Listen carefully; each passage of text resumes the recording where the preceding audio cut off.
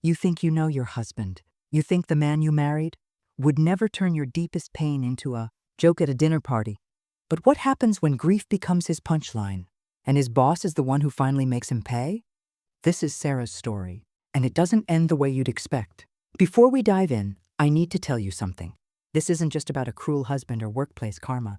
This is about the invisible line between public humiliation and private devastation, and what happens when someone you trust crosses it in front of the people who control your future. Stay with me, because what Sarah did next changed everything. Sarah Mitchell had been married to David for 7 years. 7 years of what she thought was partnership. 7 years of building a life together in their suburban home outside Portland. 7 years of believing that when life got hard, they'd face it together. But grief has a way of revealing who people really are. 3 months ago, Sarah's mother passed away after a long battle with cancer. It wasn't sudden. It wasn't unexpected. But that didn't make it any less devastating. Her mother was her anchor, the person she called when David worked late. The woman who taught her that strength wasn't about never breaking. It was about putting yourself back together. And Sarah was still in pieces. David knew this. He watched her cry herself to sleep. He saw her stare blankly at the wall during breakfast. He heard her voice crack when someone asked, "How are you holding up?" But what he didn't do was show up for her. Instead, he started making comments. Little ones at first. "You're still upset about this?" When she'd tear up looking at old photos. She was sick for years. "Sarah, you had time to prepare." As if grief came with a timer. Sarah told herself he was just uncomfortable with emotions. That some people don't know how to handle death. That he'd come around.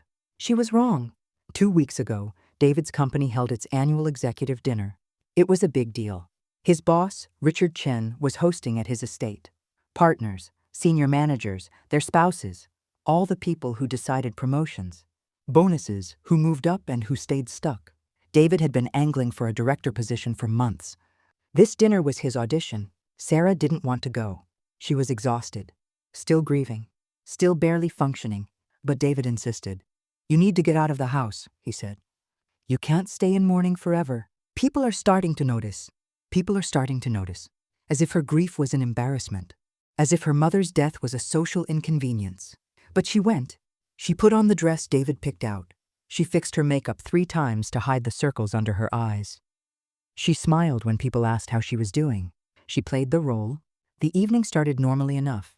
Champagne, small talk. Richard's wife complimenting the garden.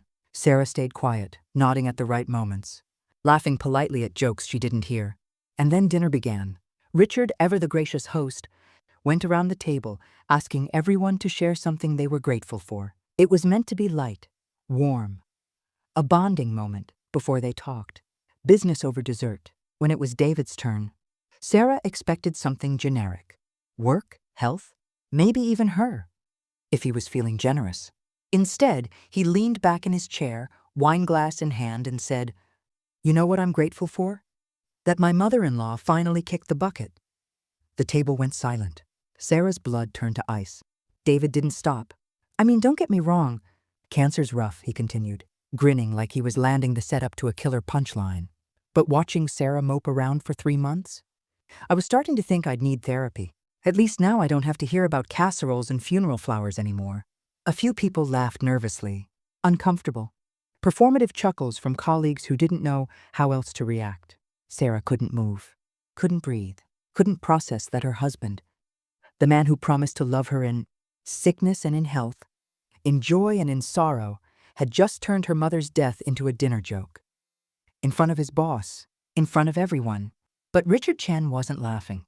Richard, a man known for his calm demeanor and sharp business instincts, set down his fork slowly, deliberately, the kind of movement that makes a room hold its breath. "David," Richard said quietly, his voice slicing through the awkward laughter. "What did you just say?" David's grin faltered. I was just joking, Richard. You know, trying to lighten the mood." "Lighten the mood," Richard repeated, his tone flat. "By mocking your wife's grief. By turning her mother's death into entertainment for this table." David's face went pale. "I didn't mean—" "You didn't mean what?" Richard interrupted. "You didn't mean to humiliate your wife in front of her peers? You didn't mean to disrespect the memory of a woman who raised the person sitting next to you?" The table was frozen. Nobody moved. Nobody spoke. Richard turned to Sarah, his expression softening just slightly. "Sarah, I'm so sorry for your loss. I didn't know your mother had passed. Please accept my condolences." Sarah's throat tightened. She managed a small nod, tears burning behind her eyes. Richard turned back to David, and what he said next would change everything. "David, I've known you for 4 years. I've watched you work hard. I've seen your ambition. But what I just witnessed tells me everything I need to know about your character. And character, David, is what separates good employees from leaders." He paused, letting the weight of his words settle. Leadership isn't about how you perform when things are easy. It's about how you treat people when they're vulnerable, how you show up when someone needs compassion, not cruelty. And tonight, you've shown me exactly who you are. David stammered, "Richard, I made a mistake.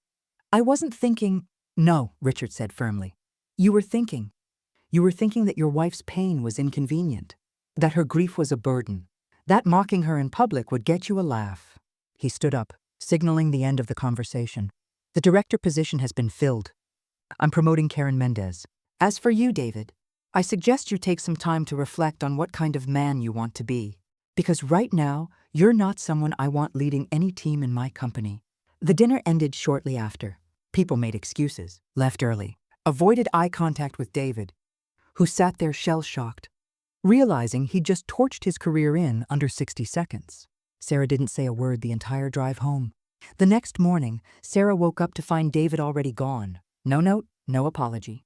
Just an empty space where her husband should have been. He didn't come home that night, or the next.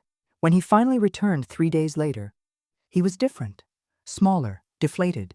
The arrogance she'd watched build over 7 years had crumbled. "I'm sorry," he said, standing in the doorway like a stranger, asking permission to enter his own home. Sarah looked at him, really looked at him, and for the first time in months she felt clarity. "You're not sorry you hurt me," she said calmly. "You're sorry you got caught. You're sorry Richard called you out. You're sorry you lost the promotion." David opened his mouth to protest, but Sarah held up her hand. "I've spent 3 months drowning in grief while you acted, like my pain was an inconvenience. You mocked my mother, in front of your boss because you thought it would make you look fun, relatable, one of the guys." Her voice cracked, but she didn't stop. "You didn't lose your promotion because of one joke, David. You lost it because Richard saw what I've been too afraid to admit. You're not the man I married. Or maybe you are, and I just never wanted to see it." David tried to argue, tried to explain, tried to promise he'd change. But Sarah was done listening. She filed for divorce 2 weeks later. Here's what happened next. Richard Chen reached out to Sarah personally, not as David's boss, but as someone who understood loss. His own father had passed away the year before, and he told Sarah something that stayed with her. Grief doesn't have a timeline, and anyone who tries to give you one doesn't deserve access to your healing. He offered her a consulting position at his firm, completely separate from David's department. Sarah hesitated at first, worried about appearances, about what people would think. But Richard was insistent. "Your skills speak for themselves. And frankly, I could use someone on my team who understands empathy. It's rarer than you'd think." Sarah accepted. 6 months later, she's thriving. She's rebuilt her life on her own terms. She's in therapy, processing her grief without someone telling her to get over it. She's reconnected with friends she'd lost touch with during her marriage. And David? He's still at the company, still in the same position, still watching people he used to consider equals pass him by. Karen Mendez, the woman who got the promotion, told Sarah something interesting at a company event last month. "Richard told me he was considering David for director," Karen said. "But after that dinner, he knew he couldn't. Not because of the joke itself, but because David didn't apologize to you. He apologized to Richard. He cared more about his reputation than your pain." Sarah realized then that Richard hadn't just defended her that night. He'd given her permission to defend herself. So what's the takeaway here? What's the lesson in Sarah's story? It's not about revenge. It's not about workplace karma, though that certainly played a role. It's about this. The people who truly see you will show up when it matters most. Richard could have laughed along. He could have ignored David's comment, chalked it up to bad taste, moved on. Most people would have, but he didn't. Because he understood something fundamental about leadership, about humanity, about basic decency. How you treat people in their darkest moments reveals everything about who you are. David thought he could perform, empathy when it was convenient, and mock vulnerability when it wasn't. He thought his career, ambitions mattered more than his wife's grief. He thought wrong. And here's the thing, Sarah didn't need Richard to save her. She was already strong enough to save herself. But having someone witness her pain, validate it, and call out the person who caused it, that gave her the courage to finally leave. Sometimes we stay in situations, marriages, jobs, friendships, because we're afraid no one will believe us. Afraid our pain isn't bad enough to justify leaving. Afraid we're overreacting.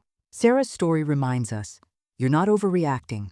Your pain is real, and you deserve people in your life who treat it that way. If this story resonated with you, do me a favor. Share it with someone who needs to hear it. Someone who's struggling with grief, with a relationship that doesn't feel right, with the fear of standing up for themselves. And if you've ever been in Sarah's position, or David's, or even Richard's, I want to hear your story. Drop a comment below. Let's talk about what happened and how you moved forward. Because these conversations, they matter. They remind us we're not alone. This is why I share these stories. Not for drama, not for clicks, but because somewhere out there, someone needs to know they're not crazy for feeling hurt. They're not weak for grieving. They're not wrong for demanding better. Sarah deserved better, and so do you. I'll see you in the next one. Take care of yourselves.